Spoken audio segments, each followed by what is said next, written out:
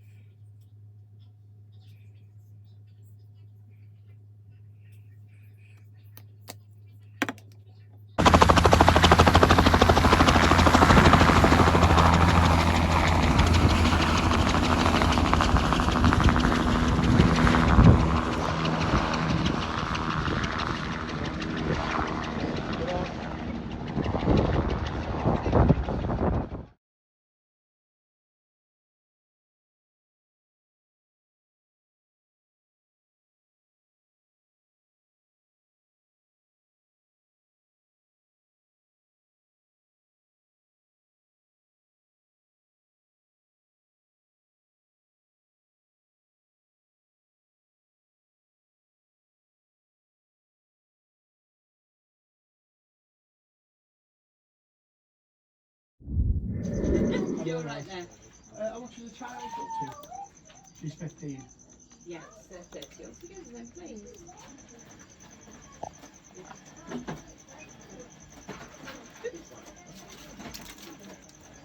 Did I just say 30? It's 40.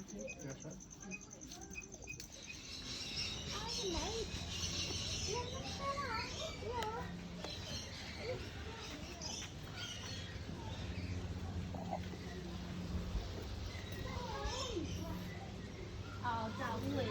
Oh, beautiful.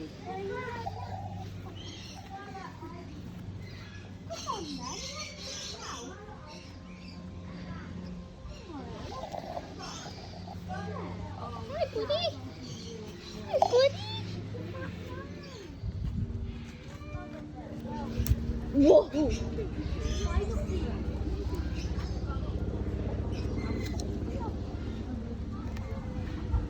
Oh, he's the Hello, baby. Not that heavy, but that's quick. It's like grass, really. It's very crazy. I mean, this will be eaten by them if that is.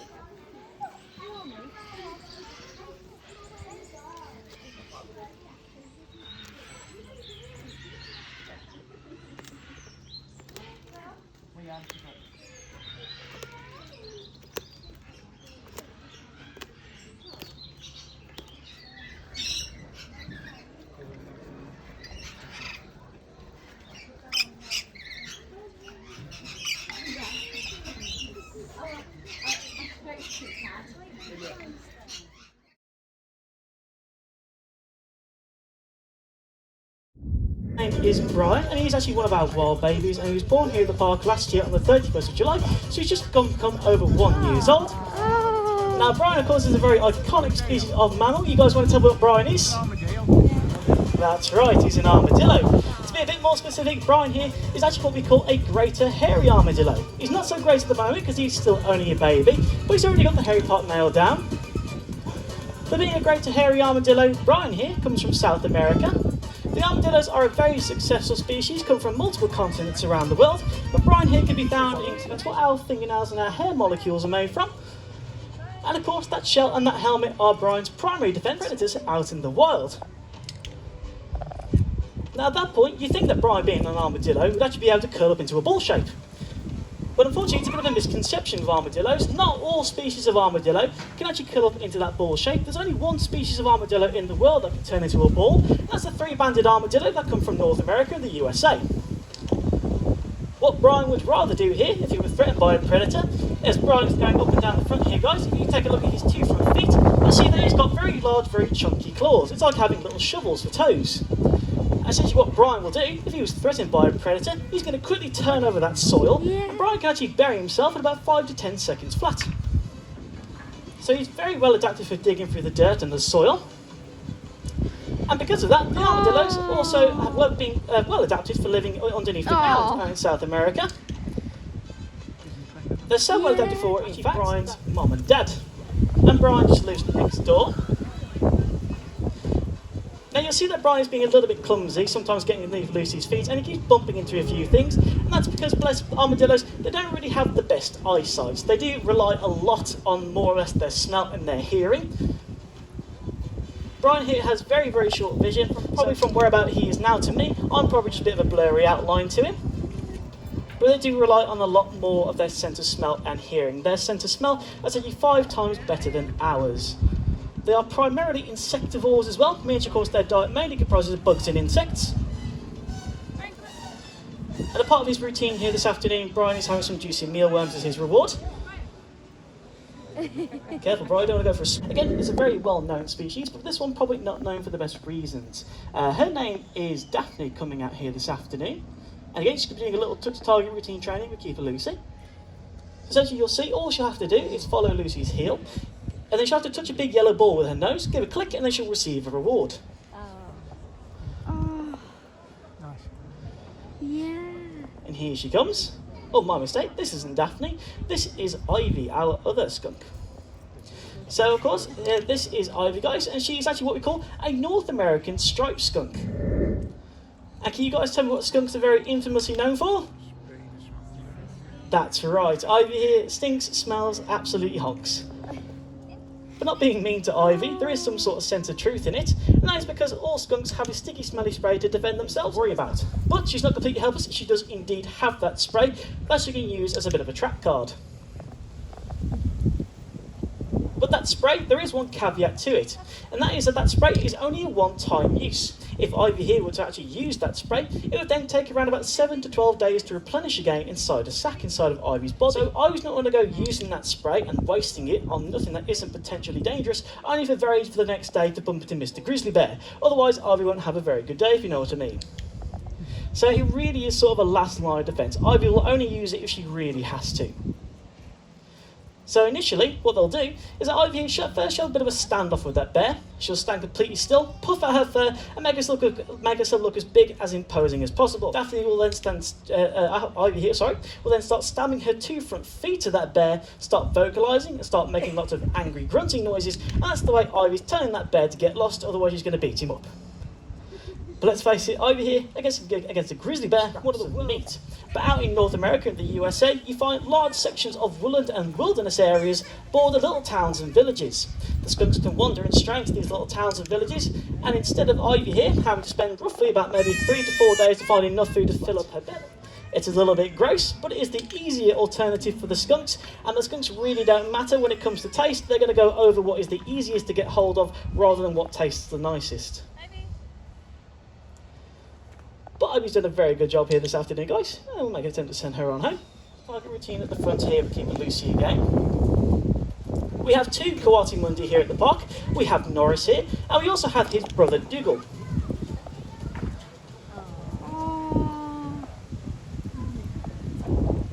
So here he comes, guys. This is Norris, and he's actually what we call a ring-tailed Coati-mundi, and of course he gets his name for those lovely 9 rings going all the way down to the tip of his tail. There are multiple species of Coati-mundi in the world. That lovely ringed tail that Norris does actually have a purpose. The main purpose that the Coati-mundis use that tail for is mainly for balance. The Coati-mundis, as Norris is demonstrating right here, he's very, very efficient at climbing. In their enclosure that we have here at the park, they have a very large climbing frame with a tree implemented into it. They can climb to the tops of trees, and if Norris felt like he was going to fall and slip in or lose his balance in one direction, he'd swish that tail in the other direction and use it separately. The males are solitary, completely living by themselves, but here at the park you'll notice that, of course, that here at the park we have 2 males, which is a little bit peculiar. That's because Norris and Dougal were both born in captivity, and we found that when they tried to be separated, they got a little bit stressed and they get a little bit anxious. That's why we have 2 males here at the park. But in the case of a wild coati mundi, Norris here would be completely by his lonesome. But the females are very social animals, living in big family groups called bands. And they'll live in groups around about maybe 20 to 30 individual animals, but they have been seen in groups as large as 60 to 70 individual animals. And for that reason, it's thought that when these guys were first discovered, they thought that the males and the females were actually 2 completely different subspecies of coati. So your males were named coati mundi, mundi being a local Latino American word meaning loner or wanderer, and your females are just simply referred to as coati. So you have your males, coati mundi, and you have your females, simply coatis. Now you see, Norris is being a little bit naughty here at the front. What he's trying to do is get some free grub out of the ground. It's rained recently, so all those worms have come to the surface. But he'd much rather have the juicy Mario that Lucy's got. And Baloo here, guys, again, is another species that not many people have heard of. He's what we call a Palawan binturong. I'll say it again because it's a bit of a mouthful. He's called a Palawan binturong. They come from Southeast Asia and Indonesia, and Baloo is actually named after the part of the world that he can be found in, and that's in the Palawan Islands in the Philippines. Now these guys are an arboreal species, which is the fancy zoological word that means that these guys spend a lot of their lives up in the treetops. As Baloo is showing off here today, he's very well adapted for doing so. If you really takes a look at what he was doing with his tail that tail is really, really thick, really, really chunky. Is packed full of muscle, and Baloo can use it as a prehensile limb. So that essentially means that Baloo's got another arm and a hand that he can use to grab onto things with. And he can use it as an anchor point, so he's not to fall out of any trees, and so he can get to those hard to reach fruits right at the very end of the treetops. Another adaptation they have is that they have pivotable ankles. So most mammals can really turn their ankles about left or right, like us, in 90 degrees. But the binturongs can turn their ankles a full 180 in the complete opposite direction. If you like twisting your foot the complete opposite way around. And they have that adaptation so that they can get that nice stretch around those wide tree trunks. And of course, on the end of Baloo's 4 paws, he's got 4 sets of very large sharp claws, which give him lots of grip when it comes to climbing up and down those treetops. Now the binturongs also go by many nicknames. One nickname the binturongs are more commonly known as is the Asian bear cat. That's really just down to the fact that Baloo looks like a strange mix between a bear and a cat, and no other reason other than that. The binturongs actually belong to a group of animals called civets. Here in Wild, we actually do have another member of the civet family. He's a palm civet. His name is Patrick, and Baloo's actually got more in common with him than he has any bear or any cat. But then probably the funniest thing, and make sure that brand new fruit trees are being planted every single day. So you have to see a binturong as a bit of a big walking furry seed disposal unit. So that's why they're so important for the ecosystem out in Southeast Asia. But another reason these guys are becoming endangered slowly is because, and this is actually a part of Baloo's personal story, he actually was implemented to a part of the illegal exotic pet trade. Baloo, when he was just a couple of months old, actually was attempted to be taken from the wild, and he was attempted to be smuggled into the country. But he was intercepted at customs when he was just a baby. Custom officers took one look at Baloo, thought that's a funny looking dog. And he was given to our zoo director to hand rear and then look after. But for that reason, because he's been hand reared, at this point he sort of thinks he's half human, half binturong. So for that reason, Baloo can't actually be released back out into the wild, because it's very slim they'd actually know how to be a wild binturong. So instead, he stays with us here at Wild and helps us raise conservation awareness and conservation efforts towards his wild brothers and sisters living out in Southeast Asia and the Philippines.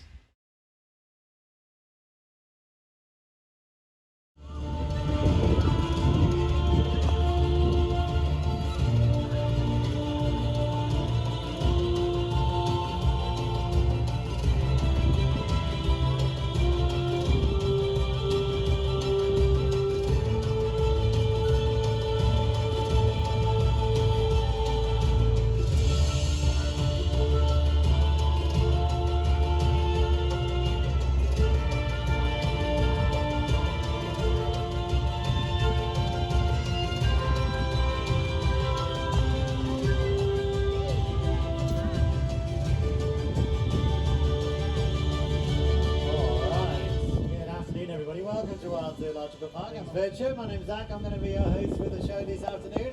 We've also got Amber down here, Sky just behind you, Lucy and Sam helping to fly some birds this afternoon. And as you can see, we have started off our show in pretty spectacular fashion with this magnificent bird.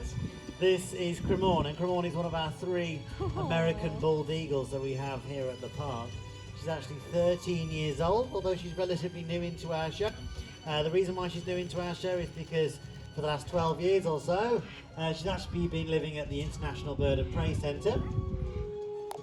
But the International Bird of Prey Centre sadly had to close its doors due to the dreaded C word.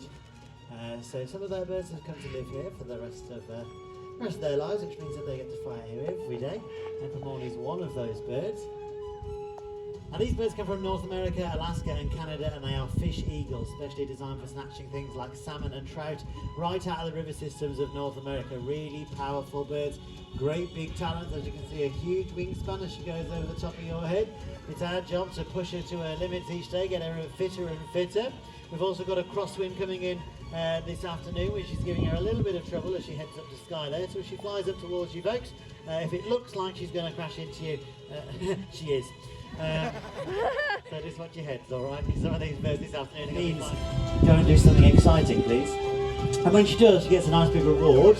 However, you'll notice that Amber's having to kind of duck and dive, Exhibit A. And that's because bald eagles are bullies. This is a natural behaviour. What these birds will do out in the wild, they'll quite happily sit in a tree and wait for things like red-tailed hawks and ospreys to spend hours catching their food. Then these guys will come in, use their size and weight advantage to bully the smaller birds and steal their food off them. They also know that they can bully and harass smaller birds so much that they get that much anxiety and stress that they regurgitate their dinner, and then the bald eagle can just dine out on a nice bit of free puke. Oh. You're welcome, everybody, for that visual there. And that's exactly what she's doing to Amber, by the way. She's trying to bully her out of free food. Now, Amber's not going to give in to that naughty behaviour because she's a professional falconer. But if you're on Facebook, folks, that's what stress and anxiety is, having an eagle fly at your face, okay? Just in case anybody wants to post later. We're going to ask her to do one last flight up in this direction. Again, she might be a little bit wobbly, so watch out as she makes comes in for landing it. Now, you see that she's got a breakup of colour there. She's got that white head, a dark body, a white tail. She's got that because she's a fish eagle. And she needs that to break up her outline. That is designed by evolution. So it's to disguise her outline, disguise her silhouette. From underneath the water surface, the fish cannot see the silhouette of an eagle approaching because of that breakup of colour. That is predatory camouflage. However, if these birds can be lazy, then they will. Now, we haven't got much heat now. We're not going to have heat probably until next year now, but when we do have a hot day, we ask someone to go right up in the sky. These birds can cruise at several thousand feet up in the air, and then we get into demonstrator stoop. That's when these birds can reach speeds of 80 or 90 or even 100 miles an hour, folding those wings in, come bombing down to ground. When she gets about 100 feet above the seating area here, we hope that she puts the air brakes on, doesn't take out the front row and comes in for a nice gentle landing. Very naughty. But again, completely natural. In a time before now, dinosaurs roamed the ancient landscape. These giant reptiles went extinct 65 million years ago, leaving an evolutionary space for the next king of the carnivore. In South America, a prehistoric monster, so horrifying it was named the terror bird. Today, one ancient ancestor of this ferocious killer remains on Earth.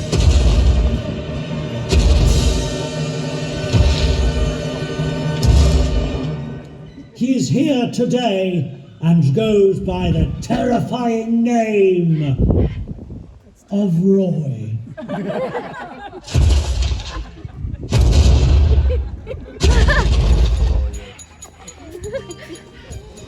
We laugh now. It's very rude.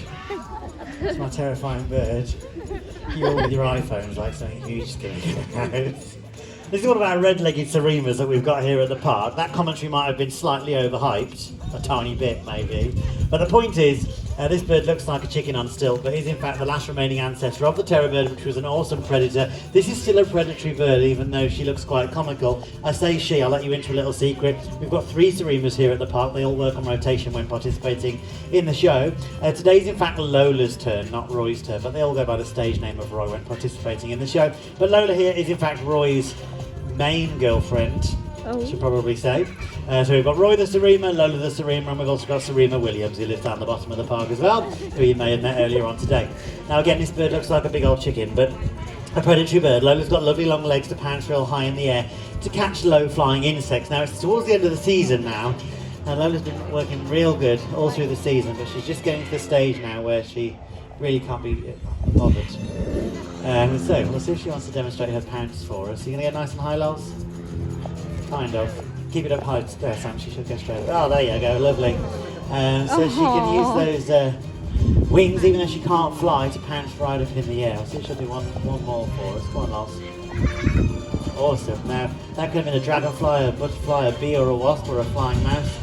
And obviously she can pounce right up and catch those bugs out of the air. It's just a Scooby snack for a Serema. Their main diet is reptiles. These are specialist reptile hunters. Over here we have got Colin, our plastic snake. With the help of Colin, we're going to demonstrate what it might look like if she was to spot a snake in the wild. How we're going to kill him. We're going to pick him up and shake him around a bit and try again. You got the wrong end there. In the middle there somewhere. Whammo off the floor. So she'll find a rock or a hard surface and whammo, there she goes again. Pulverise that snake or lizard until it is dead. This is a completely natural behaviour. Paleontologists think that the terror bird hunted in exactly the same way, apart from the fact that the terror bird stood 20 foot tall and ain't prey the size of us, so it's probably a good job the terror bird is now extinct. Otherwise we'd be getting smashed off the pavement outside Morrison's. Not ideal. But she's done a pretty good job, guys. Let's give her a clap, shall we? That is his boss. He's the lowest flying bird in our show, folks, so you're going to want to watch your heads, especially with this crosswind that we've got coming in across the vines this afternoon. He's going to be a little bit unsteady on the wing, so watch out as he flies over, because he will be flying low. Told you. Now, Harris hawks are really interesting birds of prey because they live and hunt in groups. Most birds of prey are solitary, living by themselves and hunting by themselves. Not the Harris hawks. These birds will form a coalition and hunt in a team, just like a pack of wolves. In fact, these birds get the name the wolves of the sky for that reason. They're working like a pride of pack of wolves. It's all about teamwork. Now, in the bird of prey world, girls are bigger than the boys by about a third. The females are larger, more powerful, but the boys are smaller, so more agile and nimble. So I'm going to do a low flight here, front row, so watch your heads. This is the lowest flight in the whole show. Don't panic. There's awesome vision, incredible eyesight. Boss here has got eyes like a hawk, and that's because he's a hawk.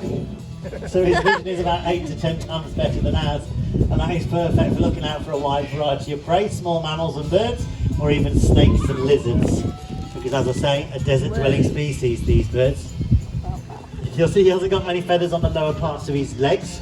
That's because there's not many perches in the desert apart from cacti, or the proper word, cactuses.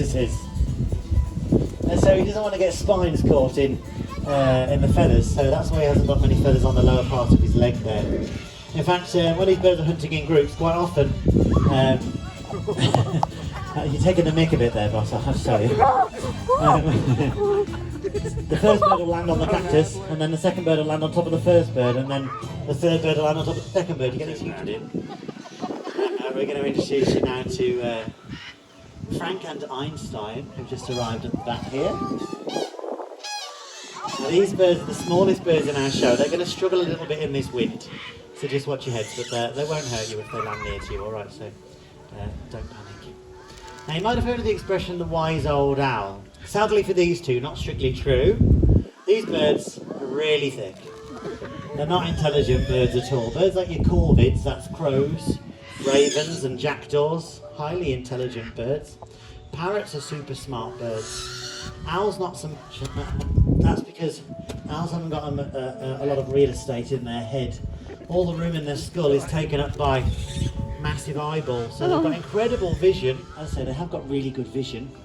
They've got circular faces that acts as a satellite dish for directing noises into their ears. So they've got one ear slightly higher than the other for cross-locating where noises are coming from.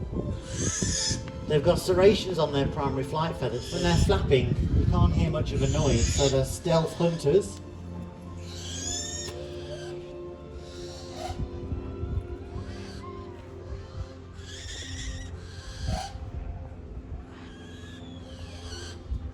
So serrations on their primary flight feathers allow them to glide through the air without causing any turbulence to the surrounding air and therefore not making any noise. So again, stealth hunting in these birds when they come out. So everybody always goes, oh, aren't they sweet and cute and fluffy? And they look sweet and cute and fluffy, but you cannot forget these birds are killing machines. Especially designed for killing mice and voles and helping to control rodent populations and stuff like that. So even though they look quite sweet and cute, they've got an important job to do. And as I say, a perfect set of adaptations like that incredible vision, incredible hearing, sharp talons. I'm speaking with this bird because he's going to struggle in a certain direction with his flights because of the crosswind here. And he's going to fly diagonally across you there. Don't look up with your mouth open as he takes off, speaking from experience. So a bird like this has been seen out on the savannas of Africa, killing things as big as juvenile warthogs. They've been seen killing falcons and secretary birds. They're one of the only known predators of the African spiny hedgehog. This is the only owl species in the world that's ever been seen flying past a tree and grabbing a monkey out by its head. There is enough pressure in those talons to crush a baboon's skull. Some of you kids are around the size of a baboon. Just saying. Although the favourite prey, the chosen prey of a wild milky eagle owl, their favourite food out in the savannas of Africa, these birds like to eat nice juicy meerkats. I know, but they are desert rats, so let's get over it, everybody. Stuff level. Now lots of people think that all owls come out at night. Not true. Lots of owls come out in the daytime. Daytime owls tend to have yellow coloured eyes. Some owls come out at dawn and dusk. They have orange coloured eyes. Your nocturnal species tend to have dark coloured eyes. He has got jet black eyes. He's a nighttime bird. You might be thinking, well, it's currently, 20 past 1, something like that? It's the middle of the day. Why is he awake right now if he's a nighttime bird? And the reason is he was hand-reared. Like I said, with the barn owls, he was raised by us. He was raised by people. I raised this bird, in fact, about 8 years ago. The barn owls were raised by Alice, our head keeper, about 6 years ago. So this one, he doesn't really understand that he's a milky eagle owl. As I say, he was raised by me. He kind of thinks he's half milky eagle owl, half really handsome zookeeper. So there used to be rats running all over the place. I mean, we haven't seen a rat for months at this stage. So luckily the birds of prey are doing a real good job. Yeah, I know, you guys are excited about rats, yeah. No, we've not seen one for ages. As I say, we used to have a massive rat problem, but luckily that problem is behind me now. So, all in the past. It's almost as if we trained 3 rats to run across a rope, isn't it? This is Meredith, Miranda, and Izzy, who are any Grey's Anatomy fans. All right, lovely rats. I'm missing one. Oh, Meredith, come on, fatty. You're late. And these girls are the newest animals in our show. Come on, Miranda, we go.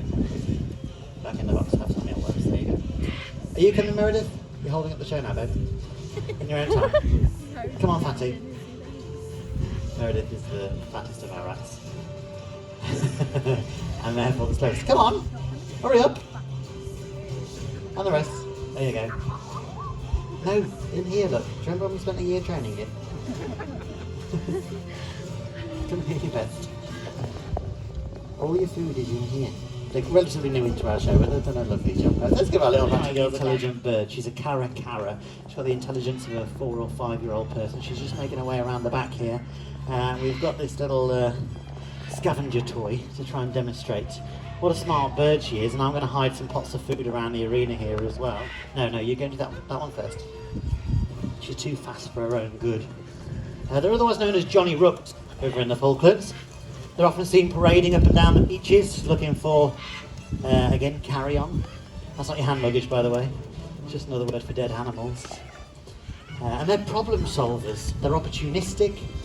They will hunt other animals if they have to. They'll also head into residential areas, look for free food in people's bins. They know that every week people's bins get emptied. She's got real sharp talons, and they're really powerful feet as well. She can prise limpets off of rocks on the beaches in the Falklands to eat the fleshy bit inside. And as I say, she'll head into residential areas and quite happily raid people's bins and find some nice tasty treats. They'll also go underground into the burrows of nesting birds and steal their eggs or even their chicks. But she's done a pretty good job, guys. We'll do one last tunnel and then let her head home. Are you going back this way? Oh, you are so nosy. Kites, our vultures, and then we're going to finish up the display with our pelicans. I'm just going to quickly tell you about vultures. They are critically endangered birds. The reason for that is because vultures are signalling birds. When they see or smell food, they start circling high in the sky. If they're out in Africa and they're circling, it could be because there's a dead elephant, dead rhino. If that's the case, it might have been shot by poachers. The penalty for shooting an elephant or a rhino if you're a poacher is the wildlife police will go and find you. If you're caught red-handed, they will shoot you on sight. The poachers don't want to get caught. Every time they shoot an elephant or a rhino, the vultures start circling high in the sky, and that tells the wildlife police exactly where the poachers are operating. So, as I said, they don't want to get caught, so the poachers are now targeting vultures, and they are lacing carcasses, which is food to the vultures, with poison. In the last 10 years alone, the African whiteback vulture, which we're about to show you, has declined in the wild by 98%. That's almost all of them. So that's why we are official conservation programme partners with Vulpro, working on the front line in Africa. We're currently trying to raise enough funds to build an ICU hospital unit for birds that need to be rehabilitated back out into the wild.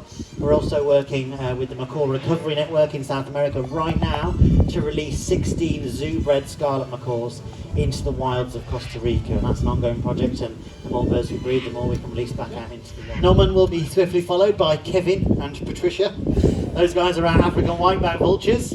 Following the vultures, we've got our team of kites. We've got black kites, red kites and Brahmani kites from Southeast Asia. Then we have got our team of macaws and parrots, 4 different species of macaws. Blue and gold macaws, scarlet macaws, green-winged macaws and military macaws, they're the green ones. And then we're going to finish up our display with our African pink-back pelicans. Just watch your head, for here comes Norman the vulture. Vultures are nature's clear-up crew, affectionately known as the bin men of the bush or nature's recyclers. During a carcass feeding, hundreds of these scavenging birds will congregate to devour the carrion. Here at Wild you can see turkey vultures, black vultures, the ginormous African whiteback vultures, and of course the nautical storks.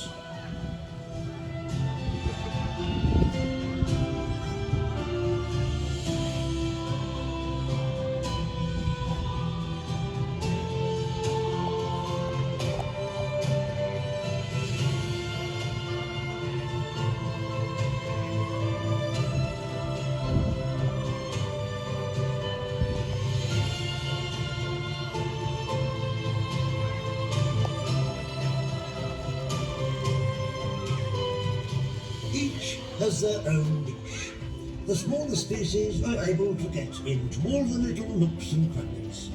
They cannot, however, break through the large, tough hides of some carcasses. Instead, they require the help of the big vultures.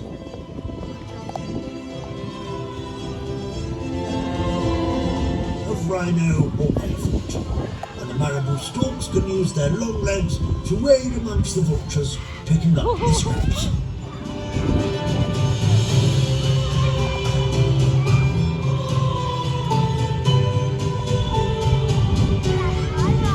This enables the whole scavenging team to pick a carcass clean.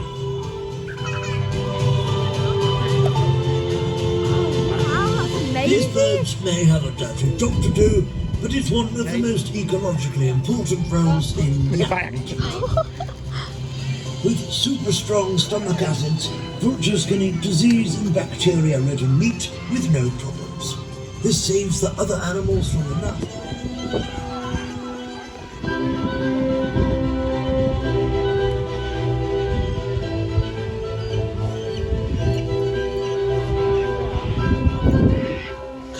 are mainly insect-feeding birds, snatching food on the wing right out of the air. Watch as these aerial acrobats grab food with their talons, passing it to the beak to eat whilst maintaining flight. Kites are often seen around vultures and storks, swooping down for the scraps. There are two species flying here. The birds with white heads are Brahminy kites from Australasia. The brown birds are black kites, a successful species native to 4 continents: Africa, Asia, Australia, and Europe.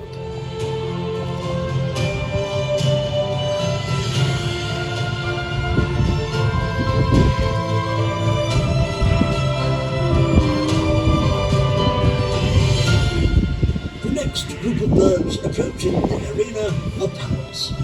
There are 393 different species of parrot, ranging from the smallest of parakeets to the giant macaws. Macaws are brightly coloured birds hailing from South America. They're gregarious, flocking in large numbers. They fill the rainforest with a riot of noise and colour as they take to the sky. Imagine what it would be like if the whole sky were to fill.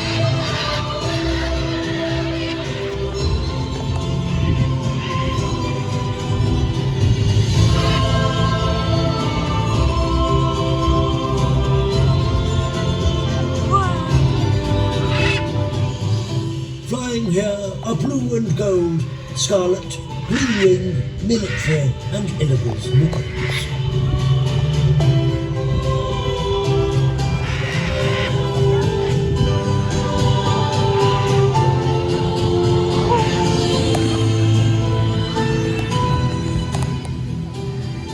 Macaws and parrots are among the most intelligent of animals, with an IQ similar to that of a human child.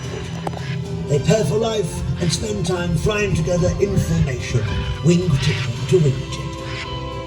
Typically, a pair of macaws will raise 2 or 3 chicks a year.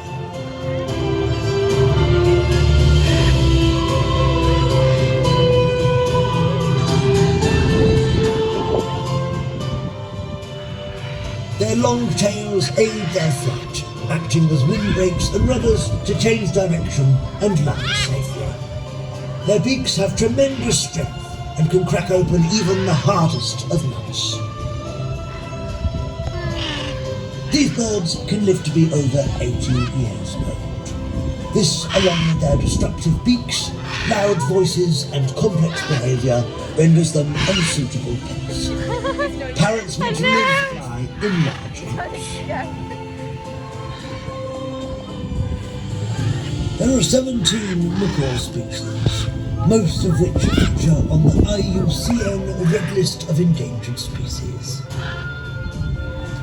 Here at Wild Zoological Park, you can see 3 pairs of critically endangered blue-throated macaws, of which there could be as little as 80 left in the wild. The team here are working to breed these birds to release back into the wild.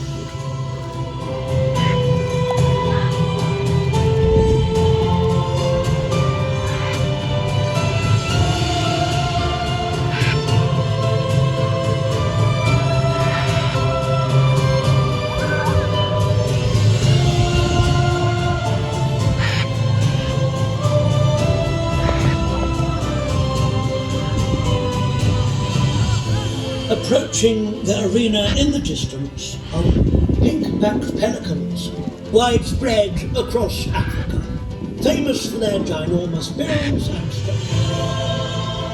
Here before you are critically endangered vultures and parrots. The reality is you could be looking at some of the last of these birds on the planet here today. The time to act for wildlife is right now. All is not lost. Zoos and conservationists around the world are working together. The team here are official conservation partners with the Macaw Recovery Network, working in South America to save parrots and macaws, and VulPro, an organisation on the front line in Africa helping to protect vultures. If you would like to support this work, at the end of the show you may contribute to the Conservation Fund or support the Wild Wings gift shop 100% of the proceeds will be going towards the conservation programmes.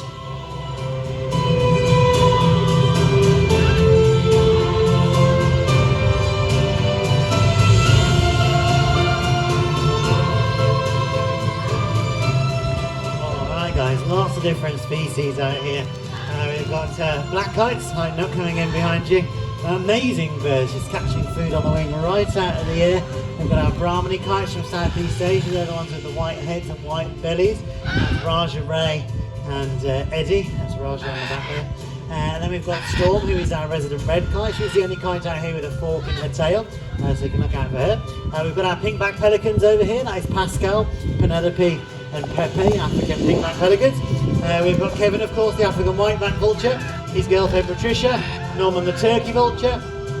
We've also got all these macaws out here. This is Forrest, he's the newest addition to our show. He's a military macaw at 6 months old, brand new into our show. We've got scarlet macaws, like the one with Lucy over there, blue and gold macaws, the big red ones, like this one up here. This is a green wing macaw, this is another scarlet macaw over here. If you've been here before, you'll know that we normally fly white storks in this section of the show. It's currently migration season for the white storks, so if I release them today, tomorrow they're in France. That's why they're not out here, but otherwise folks, I really hope you enjoyed the show. That was a lovely pleasure. Enjoy the rest of your day. Thank you very much.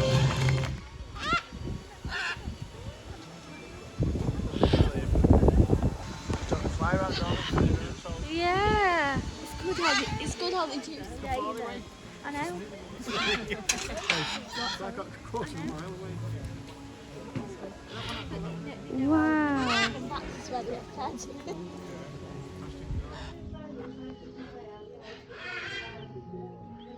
Oh, actually, because I can't remember. I can't remember that. I think it's full of